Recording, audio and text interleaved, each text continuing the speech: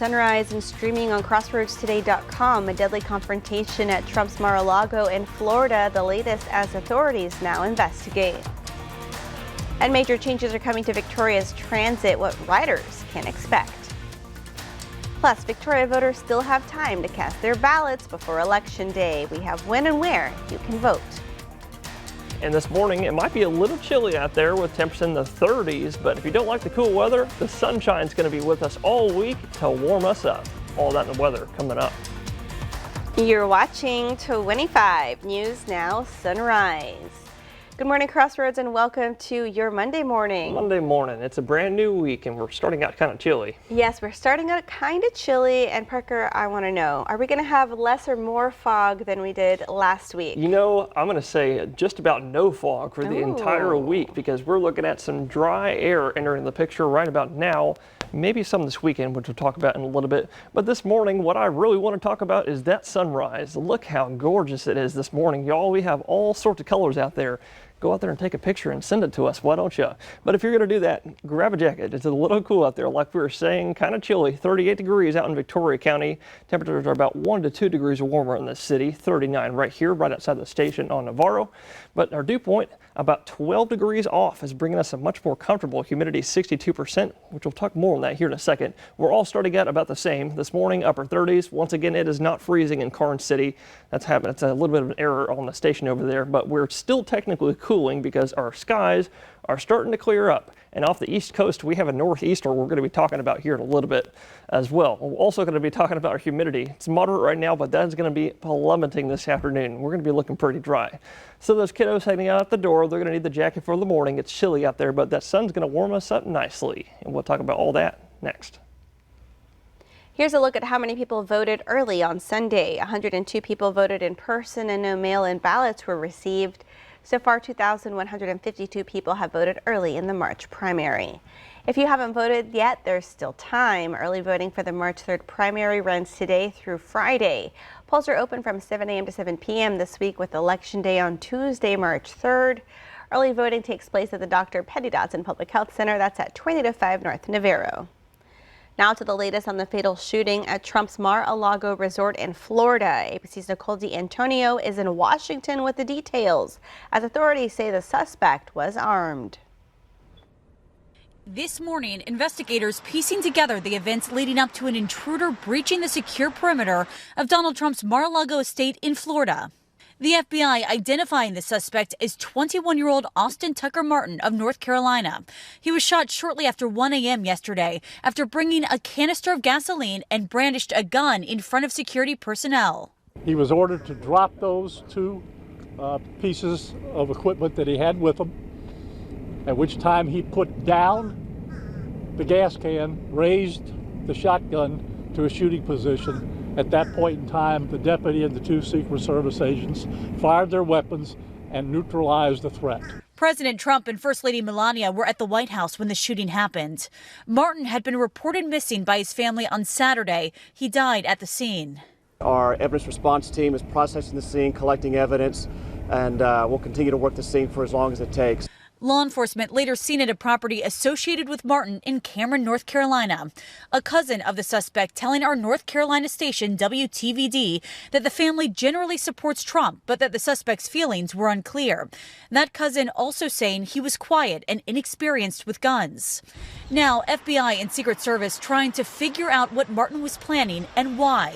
If you live in the area of the shooting, please check your exterior cameras for last night, early this morning. If you see anything, please contact us. President Trump has been the target of 2 assassination attempts since running for office in 2024, with his Secret Service protection coming under intense scrutiny after a would-be assassin's bullet clipped his ear at a Pennsylvania rally.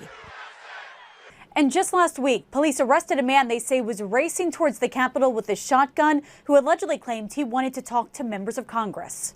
Nicole D'Antonio, ABC News, Washington. The Victoria County Commissioners are considering hundreds of thousands of dollars in payments in connection with the interlocal agreement between the county and the city for the provision of fire and rescue services. Commissioners are also considering several grant resolutions for the Victoria County Sheriff's Office and will consider the purchase of the property at 204 South William Street. The court meets on the second floor of the Victoria County Courthouse. in room 241. The City of Victoria Transit System is in the process of undergoing some route changes in hopes of improving the speed and overall ridership experience. The Victoria Transit is actually operated by the Golden Crescent Regional Planning Commission and not by the city itself. Alejandra Cruz, Transit Director for the Golden Crescent Regional Planning Commission, says that the commission hired a consultant to find ways to improve wait times and overall rider experience while keeping everything within budget. There were 6 routes that were proposed for 1-hour headway routes, and the 2 30-minute headway routes, passengers can expect to, on an average of a 15-minute wait time on the 30-minute routes now. And then there's an average wait time of 30 minutes on the 1-hour routes now. So ultimately, it's just making it more efficient for our residents and riders. Cruz also says in addition to quicker wait times, the higher volume stops will eventually include a bench, a solar light, windbreakers, and a trash can. Cruz says they plan to have everything in place by September of this year. For more local news, weather, and sports, come to crossroadstoday.com. It's now 6:37 on our Monday morning. Here's a look at what's coming up next on 25 News Now Sunrise. A church located on Cameron Street carries a rich history. Millions under a blizzard warning for this massive winter storm. On ABC's Lionel Moise in New York. The latest on the conditions next. We'll be talking about that, but also coming up next after the break and the short-term forecast. It might be chilly out there right now, but that Texas sun is coming up, and that'll warm us up nicely. So coming up next, we'll look at how nice it gets near you. For a growing number of people in our community, nighttime doesn't mean sleep. It means survival. 25 News Now reporter Trenton Whiting takes a closer look at homelessness here at home, the challenges people face every day, and what's being done to help. Being able to go take a shower and rest and good to go to work the next day and be comfortable without having to go to work dirty, that'd be awesome. Life without a home. Thursday at 10 p.m.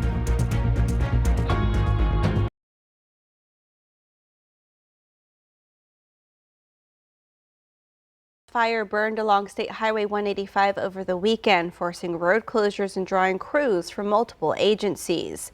Officials say the fire burned approximately 200 acres. Authorities say the fire started as a controlled burn that got out of control while ranchers were burning grass. Heavy smoke caused extremely limited visibility, causing the closure of State Highway 185 for several hours. Parker, we had strong winds over the weekend that left us at risk of more fires. What can we expect this week? That's right, Carl. We had a couple fires reported over the weekend time because our humidity got to an astounding bone dry 21% in Victoria County, officially reported. Out in our western counties, I think I saw that humidity get down to like 14%. And also the winds gusted up to about 33 miles an hour at times. At least that's what the heaviest report came out of Victoria. Now, we're looking at more dry humidity. You heard me say it earlier. We're looking at moderate humidity right now, but that's going to plummet this afternoon. You heard me say that. We're looking for 15 to 25% humidity around the area once again, to which you're probably thinking that's going to mean more fire danger. However, we're not looking at too much of that today. We're looking at level 2 out of 5 moderate fire danger all around our region, with a little bit higher fire danger getting closer to hill country because they are looking at a little bit more breezy today. We are not. That's why we're looking at only a moderate level 2 fire danger for today, with wind gusts this afternoon maybe topping 15, maybe 20 miles an hour for just one moment or so. Now going into overnight tonight and tomorrow, Tuesday morning, look at this. Our winds are returning back out of the southeast and then fully out of the south for tomorrow, and there will also be breezy for Tuesday, Wednesday, and Thursday. We'll look for wind gusts 30 to 35 miles an hour at times. And also underneath the south wind and lots of this sunny skies, we're going to be nice and warm all week long. With temperatures today, 9 a.m. upper 40s, noontime we're looking at low 60s, afternoon time we'll all look at upper 60s. Before the rest of this week, we'll get back to 80s. We'll talk about all that here in a little bit. But if you think this morning it's cold here in the Crossroads, ooh, let me tell y'all something. This is nothing compared to what is happening in the northeast. They have what's called a bomb cyclone, which is forming off of the coast, which means the pressure has dropped 24 millibars in 24 hours. They're looking at 60 to 80 mile an hour hurricane force winds, up to 2 feet of snow in some areas, and the entire state of Connecticut right there is under a blizzard warning for the first time in several years. For more on that, here's ABC's Lionel Moise. Overnight, a powerful nor'easter slamming the east coast from Virginia to New England, unleashing dangerous winds, coastal flooding, and dumping up to 2 feet of snow. Horizontal, vertical, even diagonally. That's how the snow is falling right now. It really is something to see. 7 states declaring a state of emergency. Hopefully everybody stays home and doesn't come out in this. More than 40 million people under a blizzard warning, including New Jersey, which hasn't seen a statewide warning of this magnitude in 30 years. Tens of thousands of customers in the state were without power overnight. Parts of Massachusetts could see wind gusts topping 70 miles per hour, creating whiteout conditions, making travel extremely dangerous. The fewer vehicles on the streets, the faster our teams can clear roads and respond to emergencies. New York City issuing a travel ban until noon today for all vehicles, shutting down streets, highways, and bridges. New Jersey Transit and the Long Island Railroad suspending service, and in Philadelphia, buses are no longer running. The storm also paralyzing major airports, with more than 7,000 delays and nearly 3,500 cancellations Sunday, leaving some passengers stranded. People that got canceled aren't going to get a flight to Thursday if they're lucky. Schools canceled today throughout the Northeast, with many districts switching to remote learning. But in New York City, Mayor Zohran Mamdani opting for a traditional snow day, calling one student to share the good news. I thought as the mayor I wanted to call you and give you some news. We've got a full snow day tomorrow. No online school, no remote learning, full classic snow day. Again, here in New York, we are in a travel ban until at least noon, and there was a snowplow that overturned, leading to a hazmat situation. Officials are urging everyone to please stay off the road so the plows can do their work. Lionel Moise, ABC News, New York. For Black History, Salter Chapel African Methodist Episcopal Church on Cameron Street stands as a symbol of faith and history in Victoria's Black community. The church is part of the African Methodist Episcopal Church, one of the oldest independent Black Christian denominations in the country. Founded in 1816 by Richard Allen. After the Civil War, the denomination expanded into Texas. Salter Chapel was established during Reconstruction, serving African Americans in Victoria. Victoria, we had special program, Black History program, homecoming, stewardess and trustees program, different program. And during that time, I had a lot of support. We had a lot of support from the community. There hasn't been a worship service inside the church since 2022, with members citing declining attendance and financial challenges. Still, neighbors in the community continue to care for the property, preserving Salter Chapel's legacy. It's now 6:45 on our Monday morning. Still to come on Sunrise, a new study reveals a gap in life-saving cancer screenings for at-risk Americans. Okay, it's time to celebrate some birthdays. Happy birthday to Paige. Happy 24th birthday to our beautiful daughter, Paige, who's also our birthday cake winner. You've got 24 hours to get to Sweet Mountains Bakery and claim that birthday cake. And that birthday wishes from Mom and Dad. We love you. Oh, happy birthday and congrats, Paige. And also happy birthday to Sean. Happy 26th birthday. Love from your sisters. Happy birthday to Emma J. Happy sweet 16th birthday, Emma J. You bring so much joy and laughter to our lives. We love you, sweet girl, from Mom, Thomas, Zeffie, Nanny, and Aslan. Oh, happy birthday, Emma. And to see your birthday wish live on 25 News Now Sunrise, you can come to crossroadstoday.com. Just click the drop-down menu, then click the Home tab, and then you'll see Submit Your Birthday Photo. I want to wish Tiara and Ida a very happy birthday, and happy birthday to you if you celebrated one this weekend or if you're celebrating today. That's right. Happy birthday, y'all. Stay with us. We'll be right back.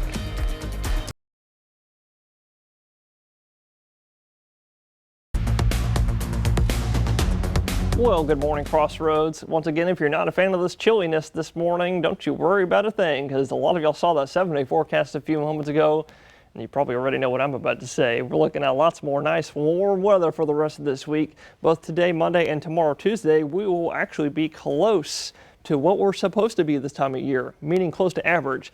Average high today on the 23rd is 71 degrees and the average low is 50. Today we're looking about 3 degrees cooler than that for the high, 68 today in Victoria and 40 tonight for the low. That's going to be 10 degrees below.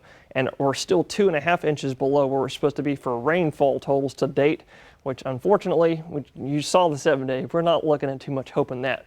For the next several days, we only have one day on Sunday this coming weekend. We have 10% chance, which is not much. What we're really looking at is lots more warm weather. Like I said, highs will be back in the 80s by Wednesday, 82, and then 86, I'm thinking, for Thursday.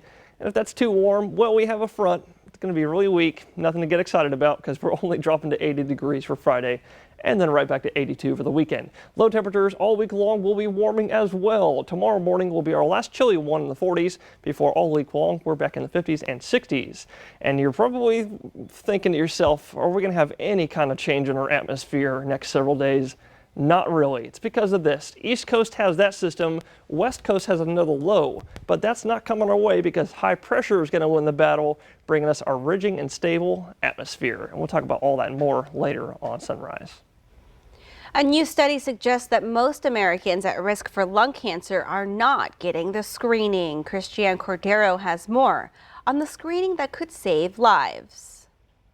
Lung cancer kills more Americans than any other cancer, but a quick, low-dose CT scan can catch it early. And the guidelines from the U.S. Preventative Services Task Force are clear. If you're between 50 and 80 and you smoke now or have quit in the last 15 years, you should be screened every year. Unfortunately, as a new study in JAMA reveals, less than 1 in 5 people who qualify for lung cancer screening actually get it. Only 8% of smokers and former smokers in their early 50s are getting tested, compared to about 23% of those who meet the guidelines in their 70s. Researchers say if every eligible person were screened, up to 3 times more lung cancer deaths could be prevented. That's tens of thousands of lives. The study's authors call for greater awareness and better access. Check with your doctor to see if you are one of the people who should have a regular lung cancer check, especially if you are a smoker or a former smoker. With this Medical Minute, I'm Christiane Cordero. Blood banks are continuing efforts to reach more donors during a period of high demand. The South Texas Blood and Tissue Center Heroes in Arms program is dedicated to helping patients in the most critical situations. Those with O-positive blood are urged to undergo testing to determine if they are eligible to donate as part of the program. The organization says Hero in Arms has led to a 48% decrease in deaths from traumatic injuries. Lavaca County first responders recently performed a historic life-saving procedure thanks to a new technology developed in South Texas. 25 News Now reporter Trenton Whiting has more on the incident. For the first time ever, Lavaca County EMS accomplished a mobile blood transfusion, stabilizing the patient on the way to the hospital. About halfway to Victoria, she became a whole lot more stable with her vital signs, and it was just a great win, not only for the patient, of course, but for our department. This process is more common in big cities, but rural healthcare is catching up. Where I am, in San Antonio and downtown Victoria, it's a little bit different because you're closer to those trauma centers. But when you're in those rural areas, you're literally buying yourself time or your patient time to get to those doctors, those surgeons that need to assist. South Texas Blood and Tissue and others like it play a big role. You're doing what's best for the patient, which is great. You're reducing kind of the stress and workload on the hospital, which is excellent. And you are reducing the total volume of blood that is going to be allocated, so it saves the blood center on their overall supply. Access is increasing in rural areas, a major development for emergency services. God forbid if they need it, we have it.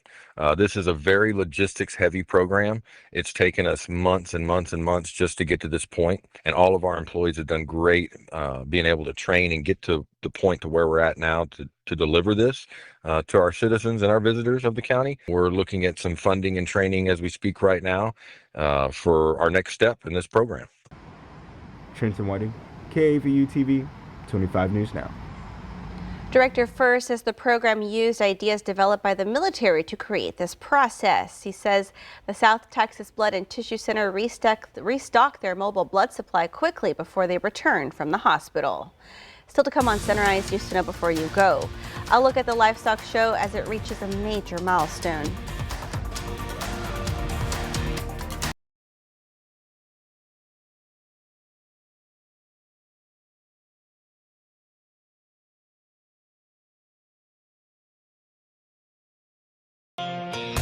The Victoria Livestock Show is marking a major milestone this year, celebrating its 80th year as events continue throughout the week. Crowds are already filling the grounds with carnival rides and games drawing families from across the area. Thursday is expected to be a big day with several livestock competitions kicking off and continuing through Saturday. 8th grade students from Our Lady of Victory traveled back in time to the Boston Tea Party and Boston Massacre on Friday. They took part in a mock trial at a local courthouse, recreating events that shaped America more than 250 years ago. The students spent 2 months preparing for the mock trial and writing their own witness statements. The project taught students both American history and how the judicial system operates. And if you haven't voted yet, there's still time. Early voting for the March 3rd primary runs today through Friday, February 27th.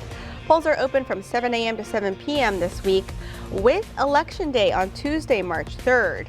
Early voting takes place at the Dr. Petty Dodson Public Health Center. That's at 2805 North Navarro. And we want to invite y'all to experience our digital streaming service, Crossroads Today Plus. You can find it through your connected TV, through Amazon Fire TV, Roku, Apple TV, and Android TV. Just search for Crossroads Today Plus.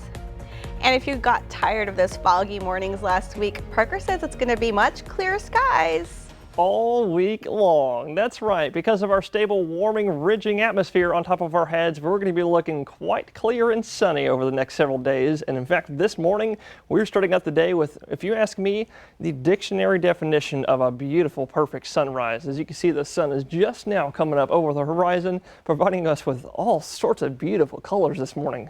Picture perfect, if you ask me. So if you're heading out the door, grab a picture of that sunrise and send it our way. We love it when y'all send us your pictures. Now, if you're going to do that, though, grab a jacket. It is unarguably cold out there this morning. It's 35 out in Victoria County, but as I promised you, we are not freezing. It says 31 in Karnes City. It is not 31. It's probably about 34, 35 over there right now, but as I promised you, we are not freezing, but it is still cold, so grab that jacket because we're all in, just about all of us in the upper 30s. But if you think it's cold this morning, that Texas sun beaming all day long and also our very dry humidity this afternoon, that'll warm us up quickly. We're looking for 67 today in Port Lavaca, 1 degree warmer in Victoria, 68, low 60s by noon, and about the exact same thing in Cuero, 68. So enjoy our one kind of quote unquote cooler day before the rest of this week.